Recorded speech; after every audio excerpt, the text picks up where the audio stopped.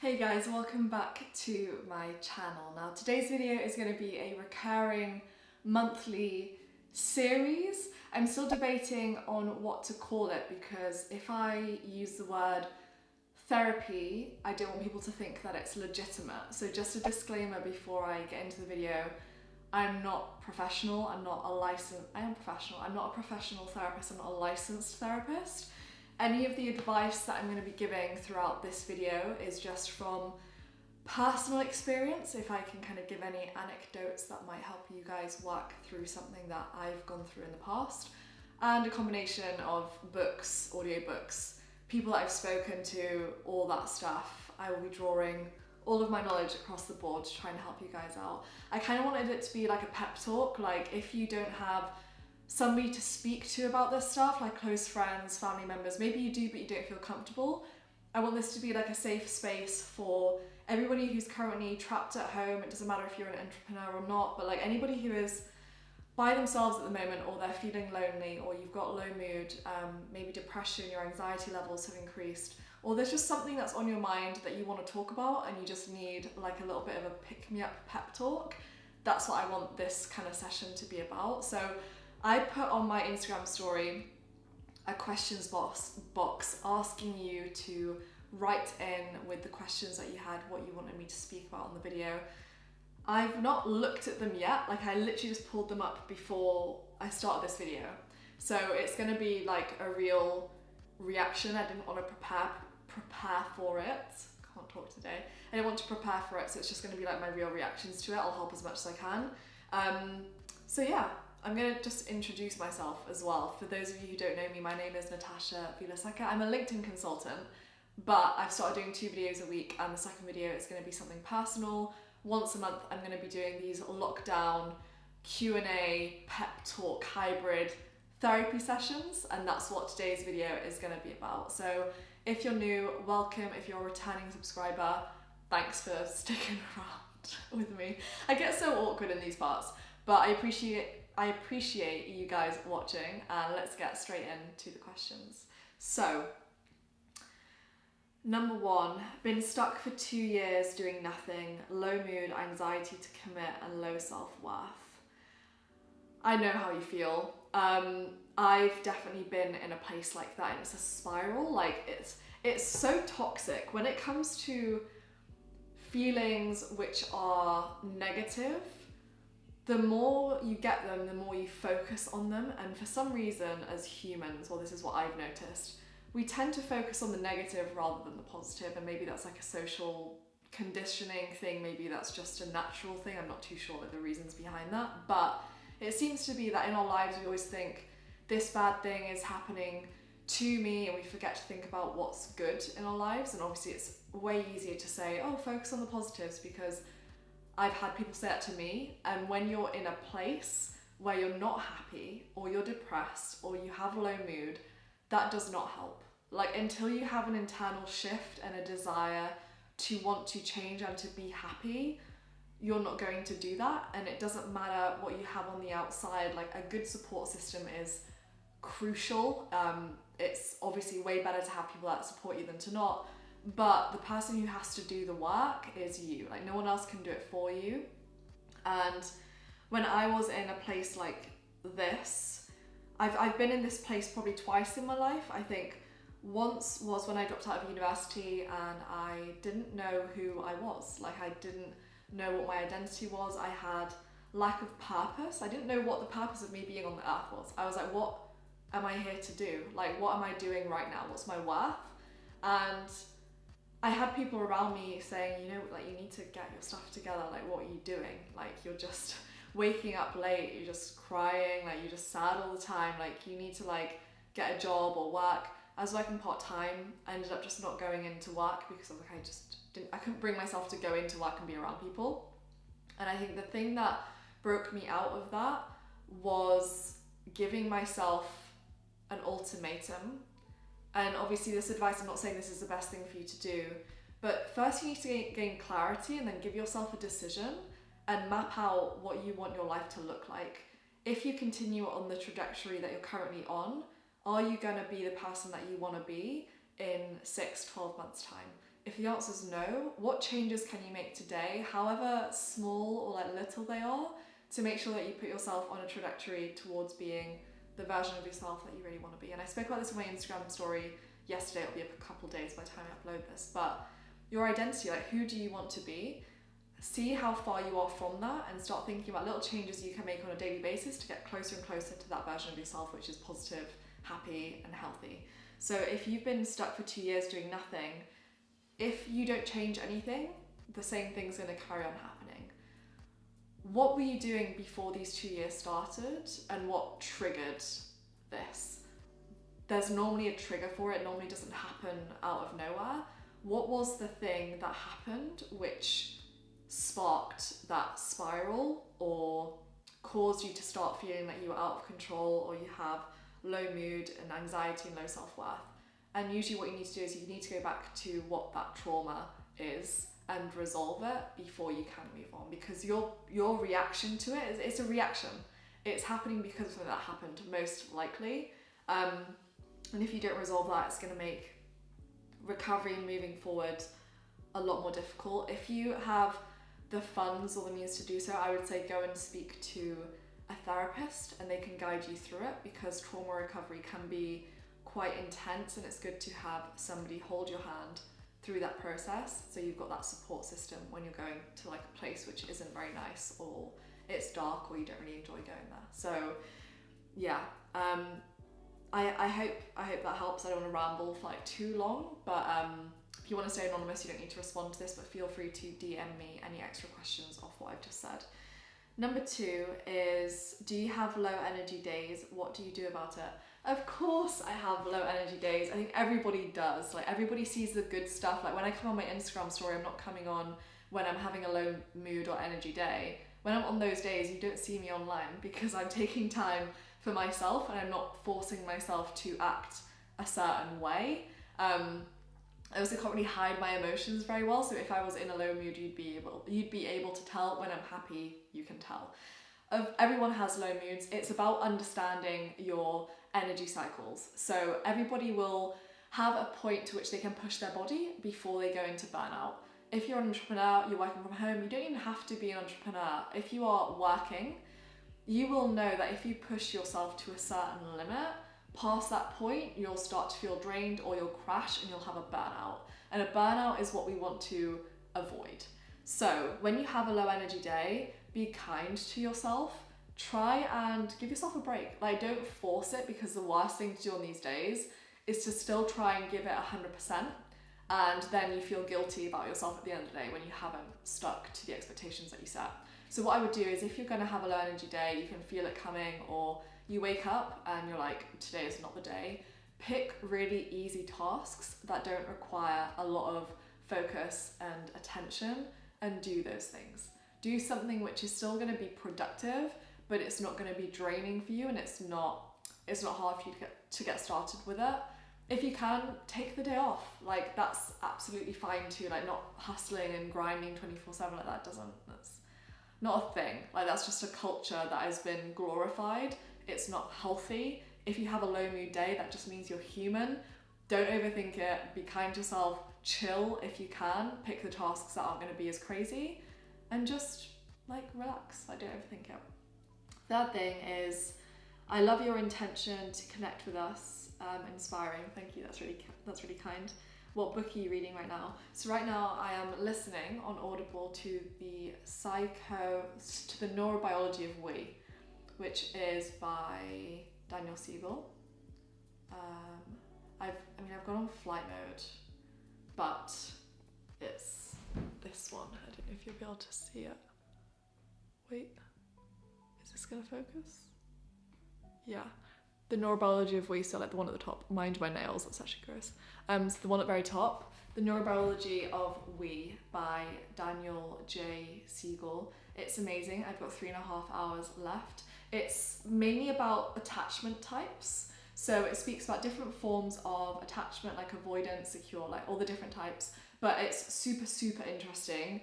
I'm really into psychology, social dynamics, how people work, why people are the way they are.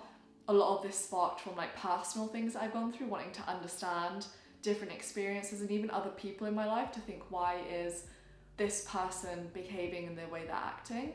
And having logic to something helps me like process things instead of having like emotional responses all the time. So neurobiology of we, if you want to learn about attachment theory, you're into the brain and all that stuff, which I think is pretty cool, then yeah, 100% check it out. It's a really good book. Unable to sleep on time and unable to concentrate on work sometimes, how to avoid it. You need to build a pattern, like a habit, a healthy habit around sleep. You need to make it easy for yourself. Like what I used to do, I used to make it so difficult for myself to have a routine in place because I would be on my phone or scroll on TikTok or go on Instagram or do something that was stimulating my brain just before bed. That's not gonna work. Like if you wanna go to sleep on time, make it as easy as possible for you to be tired at that time. Like, do you wind down? Do you have a nighttime routine? If the answer is no, get one. I was going to bed at 3 a.m. I think around 3 a.m. for the past week until yesterday, 2 days ago actually, because I had like a security problem with someone trying to break into my house. Different story, but I was like super on edge, sleeping so late. I looked exhausted. Like I was looking at my face, I was like, I look so tired and drained right now, and I was still getting like 8 hours because I was just sleeping in so late because I couldn't go to sleep for so long, but it was the quality of the sleep. So sometimes having an alarm and being like, oh, I had 8 hours in bed, that's great, but like, was it 8 hours? Were you having deep sleep, REM sleep, light sleep? What kind of sleep were you having? Because if it's low quality sleep, it doesn't matter. Like I've had days where I've been in bed for 9 hours sleeping, but I felt better on a 6 hour night just because the quality of the 6 hours was way higher than the 8-9 hour night. So in terms of sleep, have a schedule. Like you need to, it's your circadian rhythm. So if you're going to bed and waking up at different times every single day, your body's never going to know when to produce, I think it's melanin. So melatonin levels rise in the evening. It puts you into a state of quiet wakefulness that helps promote sleep. So melatonin, if you're going to bed at 8 p.m. every night, your body's going to start producing, and I don't know about this stuff, but this is like the basics of what I know. Your body's going to start producing melatonin at a certain time before it knows you're going to go to bed, because it's like, oh, let's get ready for bed, let's make you sleepy. If then the day after you go to bed at 1 a.m, your body's going to be like, okay, so you went to bed at 1 a.m. today, you're probably going to bed at 1 a.m. tomorrow, so I'm not going to produce melatonin until like whatever time, I don't know how much longer it is in front, until like 11 p.m. And then you get into bed at 9 p.m. and your body's not tired. You need to have a schedule and a pattern to make it easier for your body to work how it works, like to do what it does. So yeah, that would be like my main advice for sleep. Concentrate on work. I really struggle with focus sometimes. Use a Pomodoro working technique and see if that helps. Like there's a lot of different things I could go into with this. But first of all, if you haven't tried the Pomodoro technique, try it, just Google it. It's like 25-minute work blocks, 5-minute break, short bursts of focused work, which help you break down big tasks. That's what's worked really well for me. Another thing is just mindfulness, like meditation. Being able to not think about anything at all helps me focus on one thing at a time. That sounds really backwards, but meditation and Pomodoro technique are the two things that I would first recommend to you. And like if you've got good sleep, health, literally everything contributes to focus, but try Pomodoro, meditation, and make sure you've got a sleeping pattern. Try those 3 things and see how that works for you. Next one is, how do you deal with loneliness during lockdown? I don't. No, I'm joking, a little bit. So loneliness, as an entrepreneur, it's quite lonely if you work by yourself anyway. Like when you're working hard on something and you kind of isolate yourself, it can be lonely. I go through phases, and like all the people that know me well will be aware of that I do this, like they will tell you this about me. But I will go for months where I'll just kind of disappear into like a cave and I'll just do my work, and then I'll come out and be like, hey guys, you ready to socialize? And they're like, what? I work in like cycles of being extroverted and introverted. I do love being alone, and because I've always worked from home, it's not really like that different for me. Like my life hasn't changed a lot luckily, so I'm half used to being at home all the time. Also, it's like you get used to being alone. It's actually quite peaceful. It's quite good to learn how to be alone. But at the same time, stay connected. Like work, I think I spoke about this in my personal Q&A video. Stay connected, like call close friends, call family, like FaceTime people. Like it's still good to have that human engagement and interaction, whether it's physical or not, because you need to stay sane, and different people require different levels of socializing. And if you're somebody that feels lonely quite easily, make sure that you stay connected and you have kind of like a little support system through lockdown, which is really going to help you get rid of those feelings of loneliness. And also try and have as normal a routine as possible, which I know is very difficult at the moment. But for example, if you used to do 9 to 5 work and then hang out with friends in the evening for drinks, why don't you do 9 to 5 work and then set up like a group Zoom, or like, what's that? Is it Party House? What's that app where you can like hang out with your friends? I can't remember, but like come up with like a group thing, like with friends, where you like, if you don't drink, then don't drink. A cheese night, wine night, like a games night, like set up things that are social and just do them virtually, just to give yourself something to look forward to. Because I feel like that's the one bad thing with, well, one of the bad things with lockdown is Groundhog Day. Like you wake up, works, eat, sleep, repeat, and it's the same thing every single day, and that can get very frustrating. Like you start to feel like trapped and lonely. So I think having like a normal routine, or trying to come up with things that you can look forward to that create separation between work and personal, is super important. Okay, the last question. What's your number one advice on building a great social circle with people who have the same vision? This is a process. Like I'm still doing this. Like I have a couple like day one friends, which are always going to be in my life, I hope. But this changes, like as you grow your business and as you mature as a person, you will start to outgrow certain people, and it happens vice versa. It doesn't always happen one way, obviously. But I've noticed that if you work on yourself, like by me working on myself and bettering myself, I am attracting the kind of people that match my energy levels into my life. I do a lot of work around kind of like visualization, manifestation, meditation, and I open myself to positive energy, positive people, and I'm trying to attract that. And I think the more I kind of put out that I'm open to it, and the more I work on myself and the better vibes I give out, the more I receive. It's like energetic karma. So I would say like that's from an energy perspective. Other perspective is put yourself in situations where you can find these people. Like, is it certain groups online? Like for me, it could be like I've joined a couple like high ticket programs, and within those programs are individuals who are successful at what they do. And it's great for me to be able to mix and network with these people, and those people know other cool people. So once you kind of know like one or two good people, you can tap into their networks as well, and it becomes just like a mixed kind of web. So I know you said number one advice, but I would say great social circle, people who have the same vision. Work on yourself and you'll attract it. Like you'll draw those people into your life if you're open to it, and also just put yourself into situations where you know those people are. Like where do they hang out online? Go and hang out there as well. So they're all the questions. I don't know how many we did. Also, I know I'm dressed in like a hoodie. I also have my tea, which I forgot to drink, right? Because I wanted this to be like normal. I'm gonna say that again. So you know when you chat to a friend, or you like therapy or whatever, I didn't want to dress super professional because I thought it wouldn't be as relatable. And I'm like, you know what?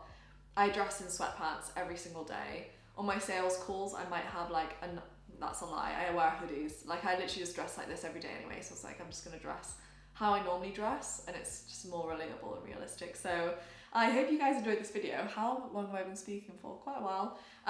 Yeah, I hope you guys really enjoyed it. I hope it was useful. Let me know what you think about this kind of video down below, because I know a lot of you are here for LinkedIn, but I think mental health is the most important thing to speak about right now, even above lead generation. So I wanted to do this. I enjoy talking about it. But let me know if it's something that you find useful and valuable and you want me to keep on doing it, If you hate it, let me know in a nice way. I'm sensitive, so don't be mean, but do give me honest feedback down below. So love you guys. Thanks for hanging out with me today, and I'll see you in the next video.